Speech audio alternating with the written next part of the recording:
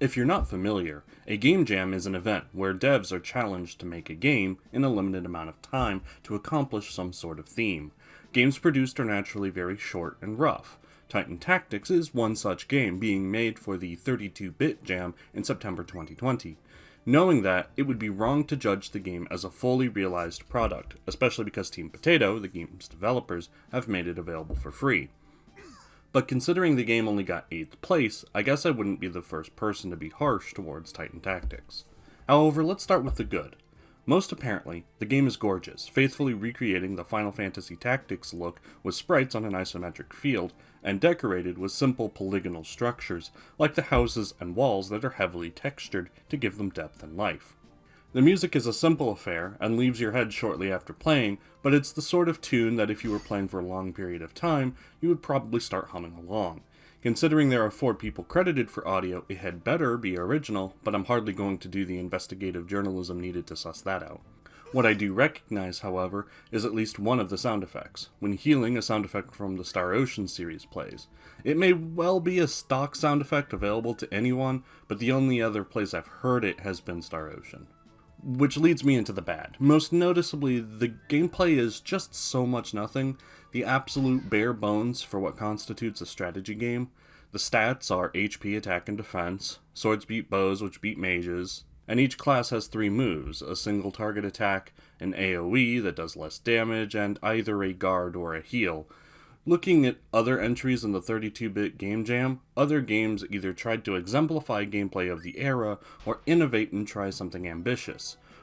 While this led to games much shorter than Titan Tactics, indeed the winner of the event was a literal 2-minute long FPS, the alternative Titan Tactics represents as an hour or 2 of slow, uninteresting back and forth smacking. And is it ever slow? Transitions between player and enemy phase take about 2 seconds longer than they should, and walking speed could easily be doubled.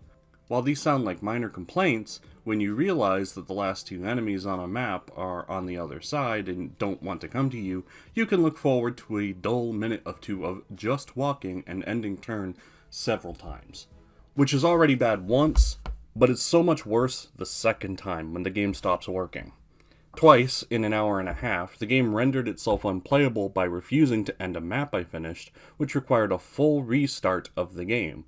Not just the map, but the whole game, because there is no save system, almost certainly due to time constraints, but nonetheless dissuaded me from finishing the game after I made it close to the end and the bug appeared for the second time. I couldn't muster the will to go through the slow walking and transitions again. And it's not like I was invested in the story developments. Technical and balancing issues of a game made in this short a time can be easily forgiven, but writing a good short story does not take that long. There's about 1 creative writing class's homework worth of writing on display, and if I were editing it, the page would bleed red from the pen marks.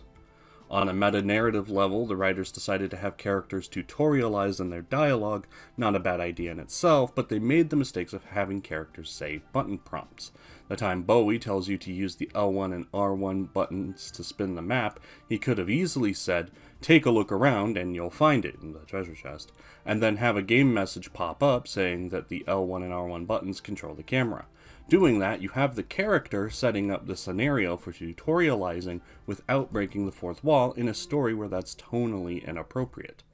But more than that, I want to talk about the mistakes that stopped me in my tracks. Who the hell are you, CSI? Please. Please, I don't ask much, really. I can forgive characters saying button prompts, and can forgive the cast with a collective personality of plain oatmeal, but please don't do this. This is not the real world, this is not the modern day, this is not a referential comedy, this doesn't break the tone like that anywhere else. So please redo that line. Something like, "Why are you interrogating me? There are more important things." You can have that for free. A line like that makes me lose all faith in the writing. Writing that is, at best, adequate suffers even more. About the only good thing I can say about the plot is that the characters seem to be parroting propaganda about the enemy, foreshadowing a betrayal, and yes, that happens, clap clap. I know the game isn't finished. I know it's free. I know that this game lost to others under the same restrictions, and I can certainly see why. I can see ways to improve Titan Tactics and make it something worth buying. Improve the writing, speed things up, make a save system, add more complexity to the combat, try to make it soft lock less. But until that happens, I'm happy with grading it as if it is a finished and paid game, 3 out of 10. Now then, I'm itching for new games.